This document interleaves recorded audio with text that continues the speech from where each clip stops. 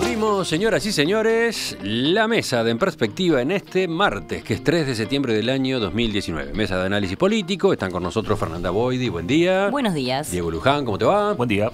Daniel Buquet. ¿Qué tal? Buen día para todos. Y Federico Irazábal. Buen día.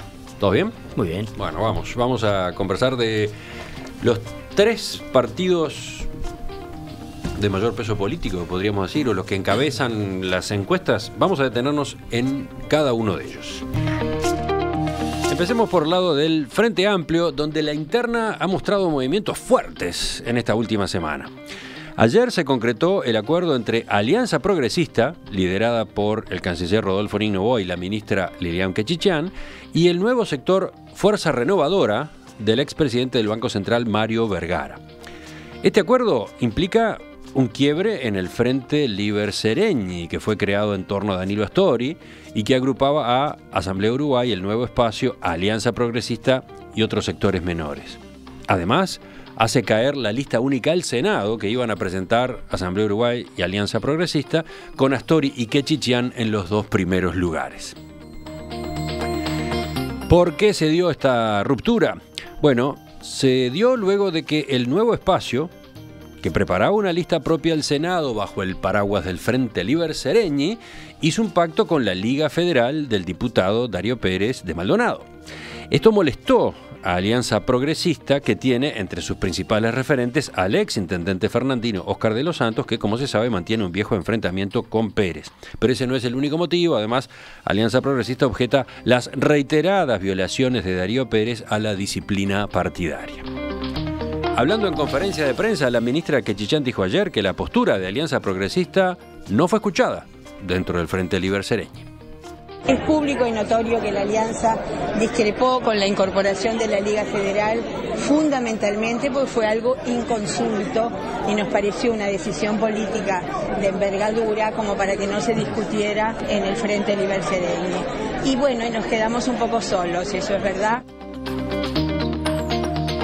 Óscar de los Santos decía más temprano en la entrevista que trataron de disuadir al Nuevo Espacio de ese acuerdo con la Liga Federal, no tuvieron éxito, plantearon la discrepancia en Asamblea Uruguay y la respuesta fue que era un tema de la Alianza Progresista.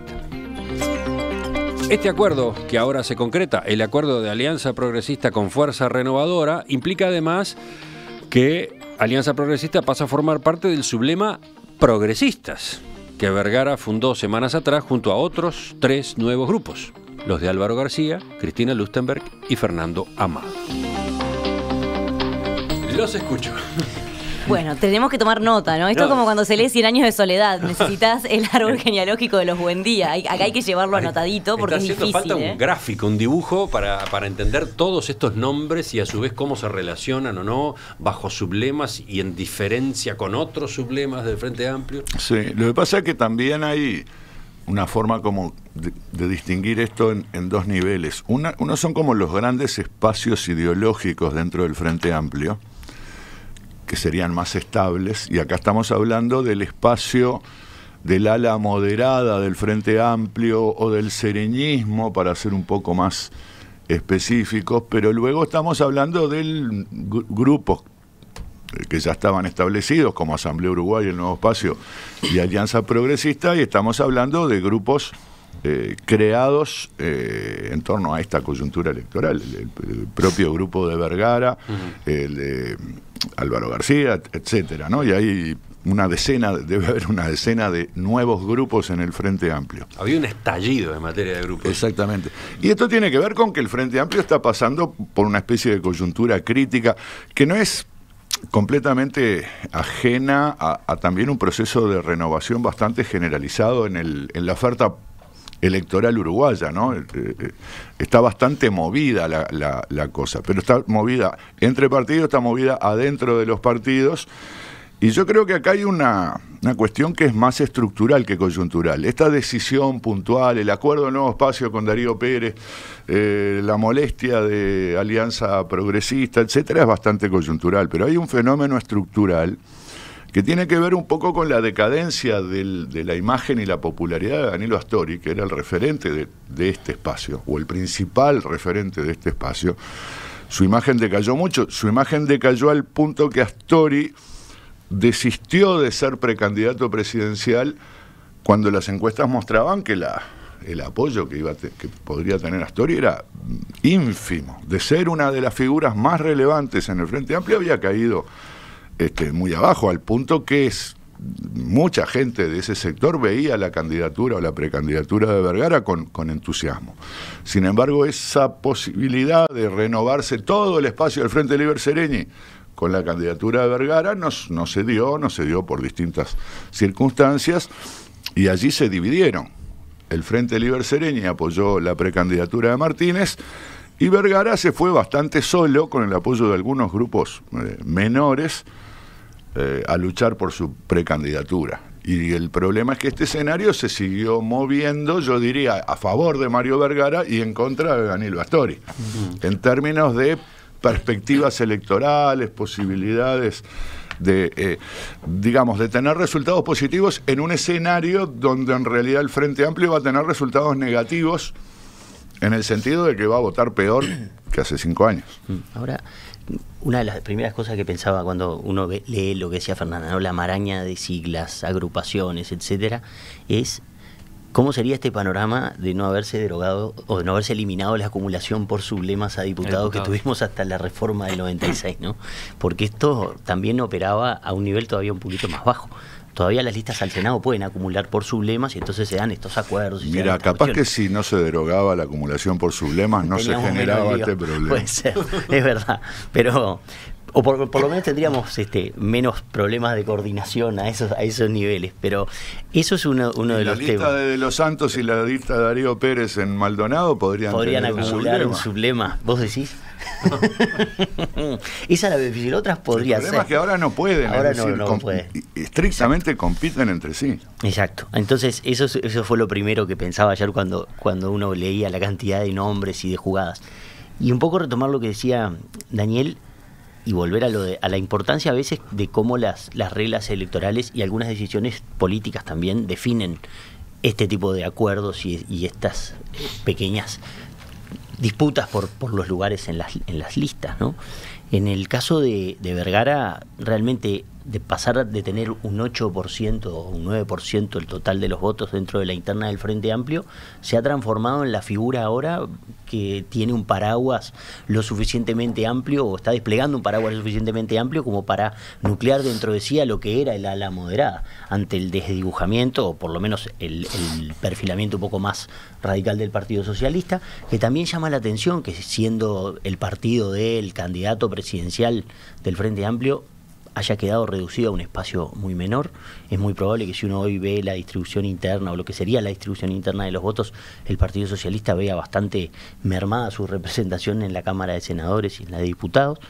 Y el caso de Vergara, entonces, de que como habiendo salido cuarto en la elección interna, hoy está casi como, o pareciera como que hubiera salido mucho más arriba, o que hubiera tenido un peso mucho mayor dentro de la interna del Frente Amplio, porque se ha ido comiendo distintos grupos, se ha ido conformando alianzas con distintos referentes de esa ala moderada, que se termina por desarmar, ¿no? Termina por explotar. Sí, se desarma y se vuelve a armar. Yo creo que hay un poco lo que decía Daniel hace un rato. Yo lo apoyo, estoy de acuerdo. Le agregaría incluso que no solamente el debilitamiento de la figura de Astori, sino que el debilitamiento de otras figuras que serían secundarias en el Frente Liber Seregni, pero que así todos son importantes. Por ejemplo, Rodolfo Ninnoboa no tiene un futuro político, perdón, no tiene un futuro político claro. Él mismo se ha encargado de decir que de algún modo está fuera del asunto. Entonces, creo que cuando el liderazgo de Vergara de algún modo fue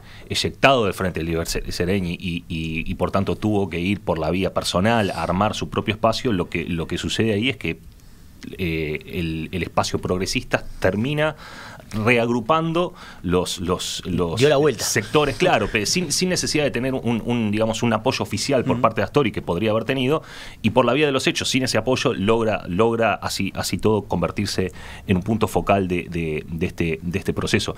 Le agregaría además a este asunto que no solamente está sucediendo en el Frente Amplio. Yo creo que hay un proceso de realineamiento, hay un proceso anterior de desalineamiento dentro del Frente Amplio, pero de algunos otros partidos lo estamos viendo también.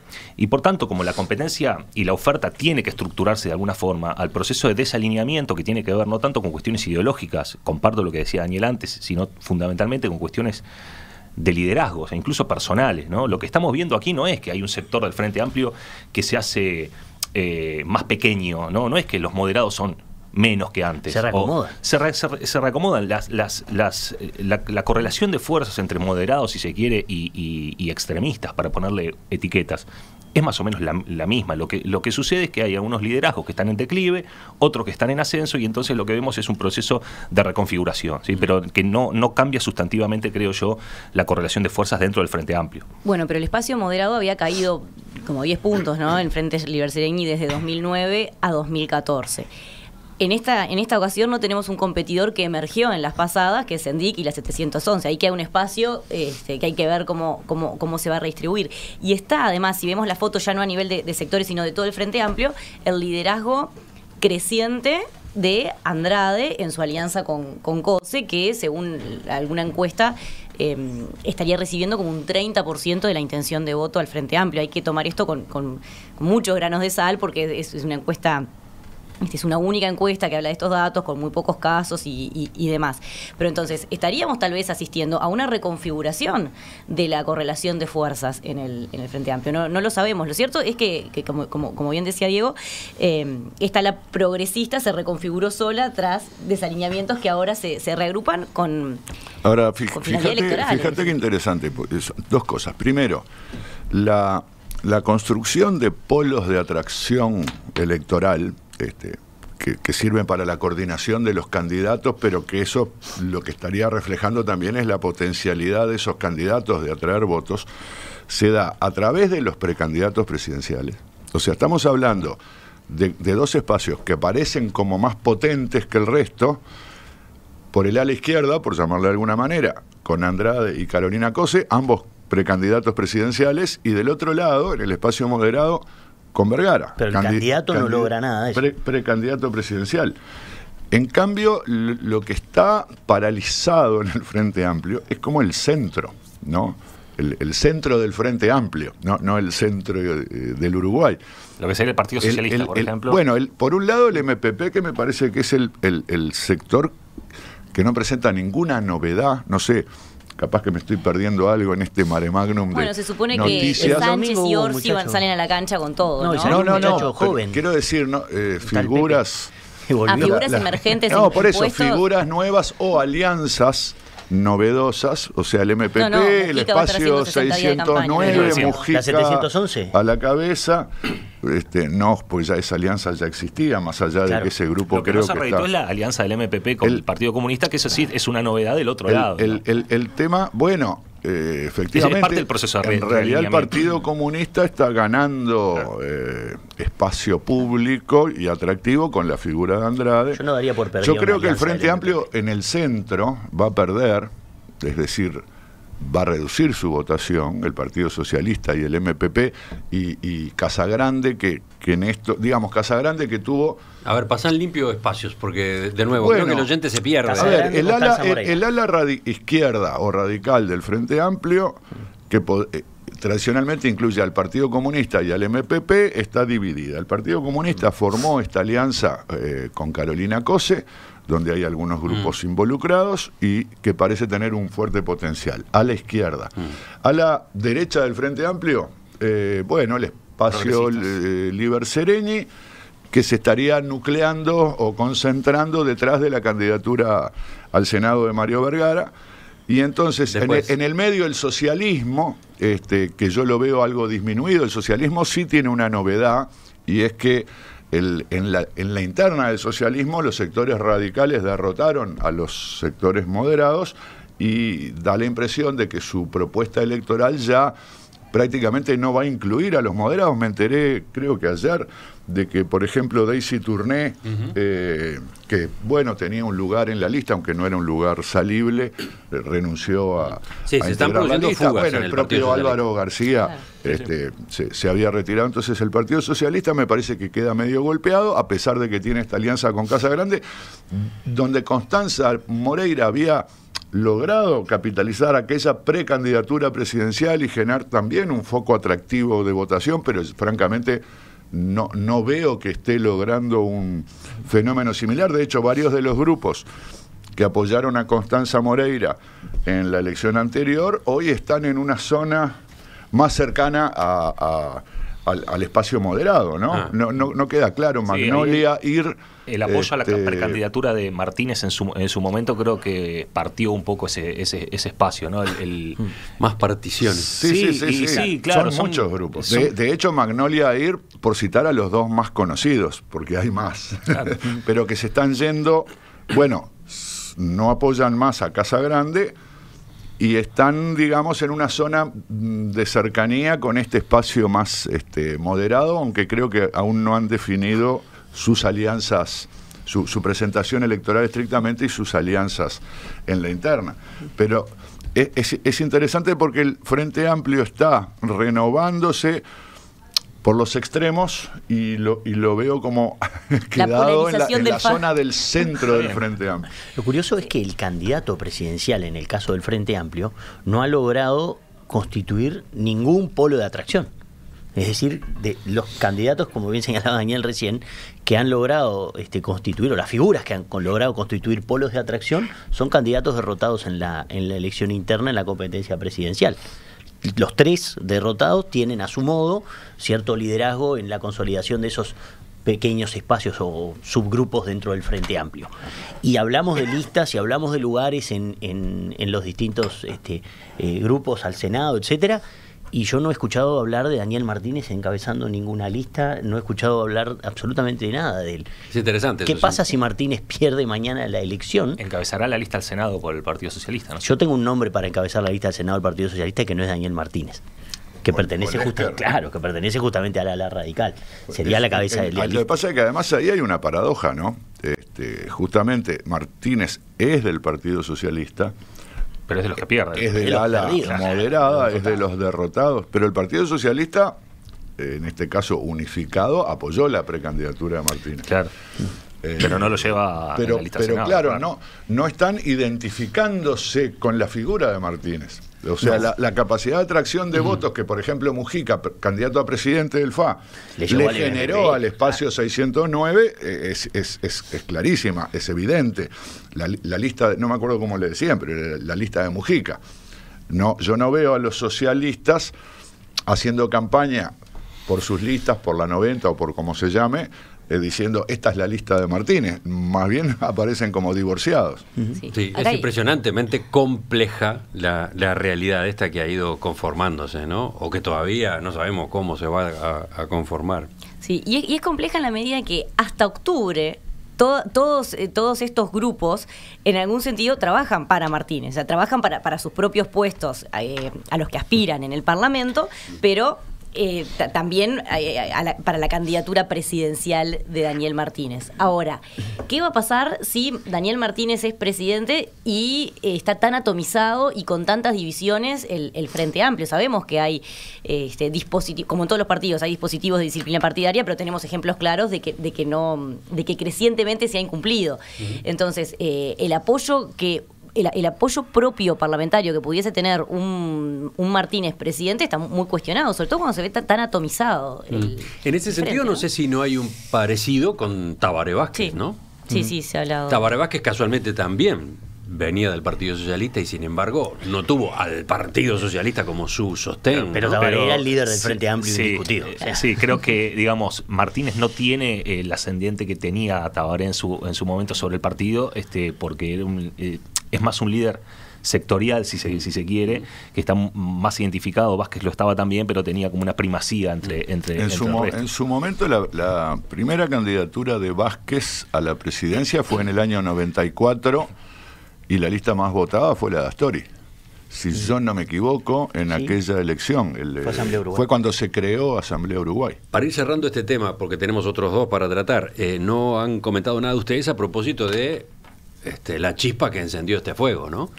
El acuerdo entre Rafael Michelini y su sector Nuevo Espacio y la Liga Federal Frente Amplista de Darío referencia Pérez, ¿no? a algún tema que tenía que ver con decisiones políticas que no tenían que ver con el cálculo, y que tenían que ver, perdón, con el cálculo electoral. En realidad Michelini resuelve abrirse porque estando en la lista común de Asamblea Uruguay difícilmente salía senador. Recordemos cuál era la realidad hasta hace pocos días. En el Frente Liber Sereñi iba a haber 2 listas de Senado.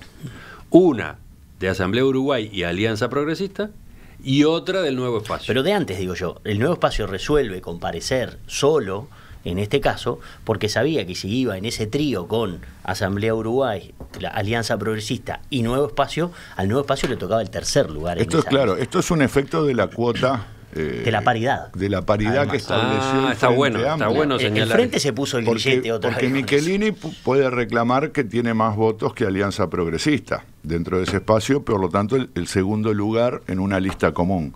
Pero ese lugar es para Rafael, un señor que se llama Rafael.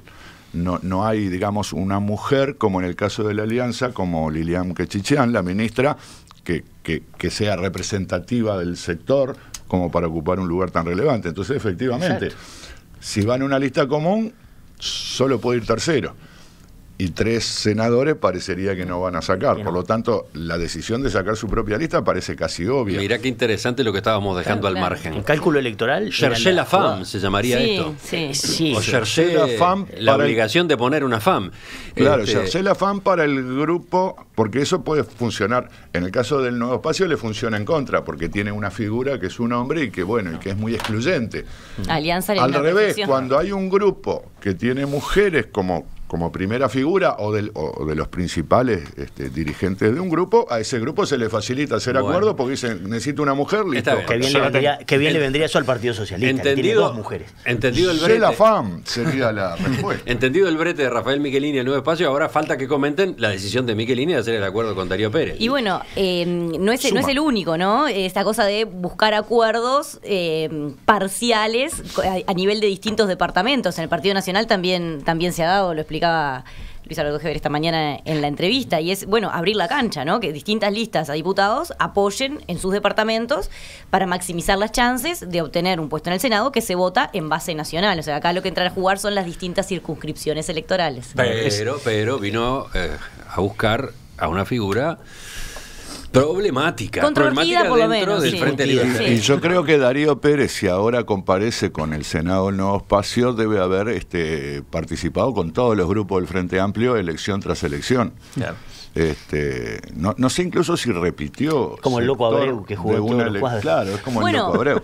Fue de Asamblea Uruguay, digamos, nunca fue del grupo, ¿no? Es Liga Federal, eso ya nos da una pista sobre su modo de conducirse. Yo creo que está bien, no es solo los votos en Maldonado, sino que son más votos, se manejan una estructura. 30.000 votos en todo el país. Pero tenés por un lado al díscolo Darío Pérez, y por otro al que está enfrentado a muerte con Óscar de los Santos, una de las figuras de Alianza Progresista. Pero por eso hace un rato decíamos que en realidad parte de las reconfiguraciones que estamos viendo no obedecen a cuestiones de fondo, de diferencias ideológicas o de correlaciones de fuerzas que cambian, sino que tienen que ver con liderazgo, que son finalmente personas que están en declive, y con cuestiones como estas, ¿no? Que son personales, digamos, no permiten explicar de manera sistemática el comportamiento de los políticos, porque no todo el tiempo uno está peleado con alguien, pero a veces uno está peleado con alguien, y entonces para ese caso puntual la explicación idiosincrática del carácter de las personas se vuelve particularmente importante, y yo creo que este es uno de los casos en donde eso está jugando un papel importante. Es algo que podrían incluso haber previsto, ¿no? Es decir, es como si un operador de Trump... ¿Podrían haber previsto o ponderado? Capaz que previeron y no le asignaron el peso. Es como si un operador de Trump en Estados Unidos viniera a decirle que tiene en Illinois un acuerdo con Bernie Sanders para... Claro, pero hay un tema que es lo que el electorado percibe, ¿no? Salvo que en la lista haya una referencia explícita, Michelini va a llevar un Senado determinado y la lista 99.000 del Nuevo Espacio, y después va a haber una hoja de votación de la Liga Federal donde dice... No, pero quiero decir, donde diga, sublema, no sé cómo le pongan de nombre, Y a veces la persona que está votando es lo mismo que pasaba con los diputados cuando acumulaba por sublema. Si hay un acuerdo, significa apoyo en las campañas y apoyo en la ensobrada, ahí porque si no, ahí depende para nada. En la elección departamental del año que viene van a tener que cooperar de todos modos. Entonces, digamos, yo creo que hay un exceso de, a lo mejor, de no